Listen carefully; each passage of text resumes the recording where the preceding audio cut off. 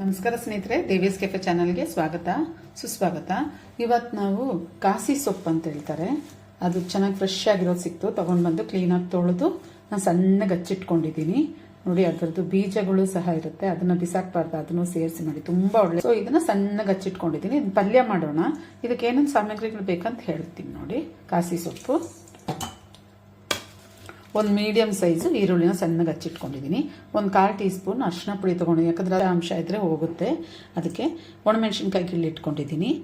ಬೆಳ್ಳುಳ್ಳಿನ ಒಂದು 5-6 ಎಸ್ಲು ಜಜ್ಜಿಟ್ಕೊಂಡಿದ್ದೀನಿ. ಕರಿಬೇವಿನ ಸೊಪ್ಪು, ಉಪ್ಪು ಮತ್ತು ಅರ್ಧ ಚಿಪ್ಪು ತೆಂಗಿನಕಾಯಿ. ಇದನ್ನು ತುರಿದು ಕೊನೆಯಲ್ಲಿ ನಾವು ಹಾಕೋಣ ಅದಕ್ಕೆ ಪಲ್ಯಕ್ಕೆ. ಇವಾಗ ಹೇಗೆ ಮಾಡೋದಂತ ನೋಡೋಣ ಬನ್ನಿ. ಈಗ ಸ್ಟವ್ ಹಚ್ಚಿ ನಾನು ಬಾಣಲಿನ ಇಟ್ಟಿದ್ದೀನಿ ನೋಡಿ. 1.5 ಟೀ ಸ್ಪೂನ್ ಅಷ್ಟು ಕೊಬ್ಬರಿ ಎಣ್ಣೆ ಹಾಕಿದ್ದೀನಿ ನಾನು. ಎಣ್ಣೆ ಬಿಸಿ ಆಗಿದೆ. ನಾನೀಗ ಅದಕ್ಕೊಂದು ಸ್ವಲ್ಪ ಉದ್ದಿನ ಬೇಳೆ ಮತ್ತೆ ಸ್ವಲ್ಪ ಸಾಸಿವೆ ಹಾಕ್ತಾ ಇದ್ದೀನಿ. ಈಗ ನಾವು ಕರಿಬೇವಿನ ಸೊಪ್ಪು ಹಾಕೋಣ, ಮತ್ತೆ ಈ ಬೆಳ್ಳುಳ್ಳಿನೂ ಸಹ ಹಾಕೋಣ. ಈಗ ಈ ಈರುಳ್ಳಿನ ಹಾಕೋಣ.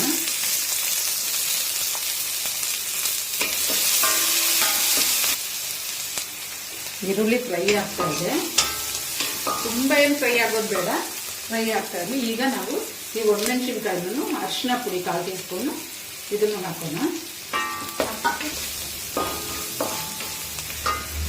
ಈಗ ಈ ಸೊಪ್ಪನ್ನ ಹಾಕೋಣ. ನಾವು ಹಚ್ಚಿಟ್ಕೊಂಡು ಹಾಕ್ತಾ ಇದ್ದೀನಿ ನಾನು. ಅದು ಬೆಂದ್ರೆ ಸ್ವಲ್ಪನೇ ಆಗುತ್ತೆ. ಸೊ ಉಪ್ಪು ನೋಡ್ಕೊಂಡು ಲಾಸ್ಟಲ್ಲಿ ಹಾಕಿ, ಮೊದಲೇ ಹಾಕ್ಬಿಟ್ರೆ ಜಾಸ್ತಿ ಆಗ್ಬಿಡುತ್ತೆ.